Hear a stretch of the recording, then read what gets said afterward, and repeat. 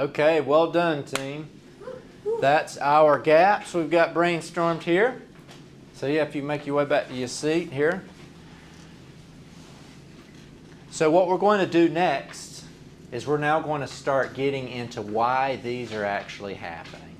But first, I kind of want to do a little bit of a gut check, make sure we're on track and tying back to our charter. So the problem statement that we brought to this project was really about those 1,000 scheduled patients, right, that are having a 25-minute wait to see their provider.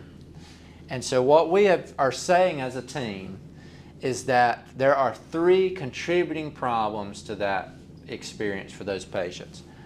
And those 3 are, we've got multiple times per day, more than 1 patient is arriving for a single appointment block. That's driving delays. We're also saying that new patient registration is driving delays.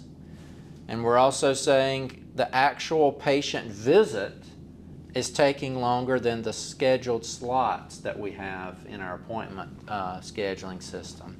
So if we hit these 3, we feel like we can close that gap, right?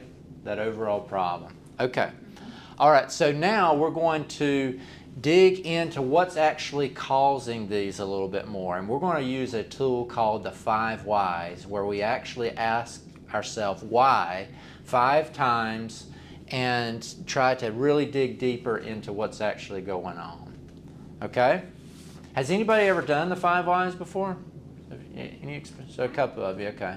Yeah, you got a question? Actually. So are we actually asking why 5 times? That's a great point. It could be less, it could be more, it could be exactly 5. There's no exact formula here, but what we're really trying to encourage is a little bit of a deeper understanding about the causality of these issues, and not just assuming that maybe what we've seen in the past is actually true, but what can we actually discover? So it's a little bit of a discovery process. I see, thank you. Yeah. Okay, so yeah, great question. So we've got these 3, and I've rewritten these. We're going to start asking 5 whys, and we're going to capture these left to right in sort of our response to these questions. Which one would we like to start with first? Well, I think the new patient registration process is the biggest problem. Can we look at that? Okay. That sounds fair, right, team? Okay. All right, so I'll do some scribing here for us. And get my stickies and stuff here. So, yes, new patient registration process for adult patients delays the rooming. Why is that happening? Yes, Ashley. People might not like it, but our patients are old and slow. Oh, Ashley, that's I not mean, very nice. how could you say I also that? think that people at the front desk are also like talking all the Front time. desk staff of too many interruptions. Okay, hold on, just real quick. Let's recalibrate and reorient a little bit. So the first thing I want to remind us is of our ground rules. So these are things that we agreed about earlier on in the process, our project, on behaviors that we feel like would allow us to be the best team and be efficient with our time. I want to point out a couple of these. So one of them was respect. Let's make sure we're having respect for one another, and let's also make sure we're having respect for the people that we work with outside of here as it relates to this project. 1 person speaking at a time. So I know we're excited about working on this, and we want to make sure that each of us are heard. Okay? So that's why we've got that on here. And then another, blaming the process and not the people. So I really want us to challenge us to think about what is it about the systems, the policies that are actually maybe giving us the performance failures that we're seeing here, and not be so quick to blame it on our colleagues, okay? Yeah, and I agree there. I don't think anybody comes to work with the assumption that they're going to do a bad job that day. I like how you put that, Gene. Okay, does that make sense? So I want to recalibrate us there. And another thing, I want to make sure that I get to this, because as we're thinking through these whys, I want to give us a little bit of a template. So what are we looking for when we're talking about root causes? We've got this acronym, Mark and Kate's. Let's focus on the first name here, Mark. We want something that's ideally measurable, something that drives action. So when we get there, it's kind of obvious that, hey, this is something that we can act on to address this issue. And it needs to be related to the problem. So we want to make sure that we're not meandering off and we're still tying back to the particular gap and the particular problem that we've stated in our charter. And if we address that, we actually close that performance gap that we talked about in box 1. So that's what we should be looking for. What we should not be looking for or capturing here are really things that are very general and vague and almost solution-oriented. Things like communication.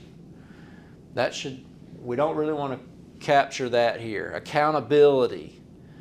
Blaming the issue on training, blaming the issue on education, blaming the issue on standard work. Let's see if we can actually get to something more concrete. Some of these could really possibly end up being solutions and things we build into, but these should not be captured really on our root cause analysis. Make sense? Okay. All right, so let's get back here. Let's get back on track. So again, we're trying to ask and understand why this is happening. What is it about the process? What have we seen in the data? What have we seen when we've been to the GIMBA around new patient registration that is causing the rooming delays from that vantage point?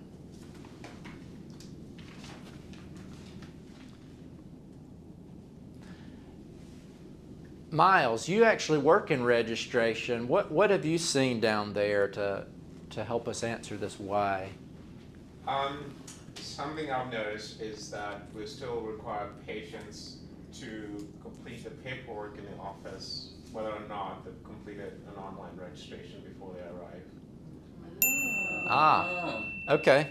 So what I heard you say is some patients must be double documenting upon arrival to the clinic electronically, and then they're having to fill out the paperwork there. Okay. Yes. All right.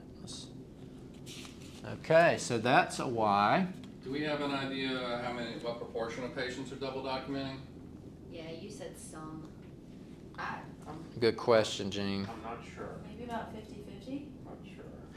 Could you make a note, Jean, to add that to our data collection plan to, let's see if we can find some data on that. Yeah, patient experience can collect that. Okay, good thought. Do all patients complete their paperwork in advance? I don't know. Maybe half? Okay, and that may be another one, Jean, if you can see if we can collect some data on that, how many patients are not completing the paperwork in advance. Yeah, we can do that. And so for now, I'll go ahead and capture this as well. Finish this off here. So it seems like we've kind of got two contributing problems to that. One in which the patients are double documenting, and then we've also got possibly some patients that aren't completing the work in advance, even when we're asking them to there. So kind of two separate little things here. And so what we'll do is we'll focus on one for now, and we'll come back and do the other chain. So let's focus on this first one. Some patients must double document upon arrival to the clinic. Why is that the case? Because we ask them to fill out forms at arrival. That's fair. At least it's only the new patients, right? Yes. That's right. Do we really send new patient paperwork through MyChart to all new patients? I think we do. Yeah, yes, we do. Yes, we do. So why are we asking all new patients to fill out these new patient forms if they've already done that in my chart? Do you all look at the patient registration information in Epic when you check in? I mean, I don't, and I don't know that anybody else does either. I mean, when I used to work in registration, we would try to look at it, but it's hard to find. So you're sitting there trying to look through all these screens, and then the people are waiting. And it was just easier to be like, just fill out this form. If it's already in there, great, I can check it. But it's just, they felt like it was better that way. Who could we talk to confirm that's the case? Bobby, Jojo, Flint, probably. I'll Okay. send him a message real quick. Okay, great. Okay, while you're doing that, let's take a 10-minute break and we'll regroup and we'll finish this as hopefully we'll have an answer here shortly.